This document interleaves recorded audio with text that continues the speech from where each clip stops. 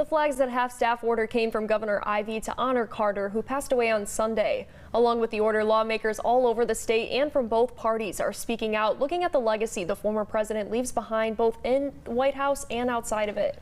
WDHN State Capitol reporter Ryan Hall is in Montgomery with the latest. As you can see behind me, flags are flown at half-staff today to honor the life of former President Jimmy Carter, a servant leader, a man of faith, and someone defined by their character.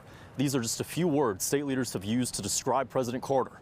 Help shape a just and peaceful world that is truly humane. That charge would take former President Jimmy Carter around the world, even to Alabama, where he helped build houses in Birmingham back in 2010 with a drill in his hand. Representative Sam Jones says he wasn't perfect as a president, but did his best to serve humanity. So help me God.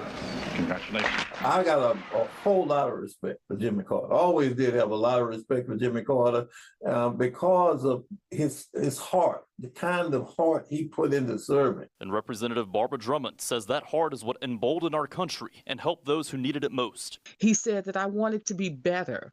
And I just hope that we all can take an example from him and learn how we can disagree, but still respect each other on tomorrow. Governor Kay Ivey said in a statement, in part, quote, Jimmy Carter not only lived the longest of any former U.S. president, but his life also brought a greater dignity to the presidency. Other Republicans say that Carter stood with bold faith. I look to him to see, even though I'm a Republican, oh heavens, you look to a Democrat? Absolutely, because he has modeled the way I want to live my life. He was committed to his family. You know, him and his wife were married for over 75 years. And he was a brave, bold man, and he stood up for what he believed was right. I think we'll always remember the actions and the words that he used. His faith was paramount in his life. Flags will be flown at half-staff on the Capitol grounds and around the state for 30 days in remembrance of former President Carter.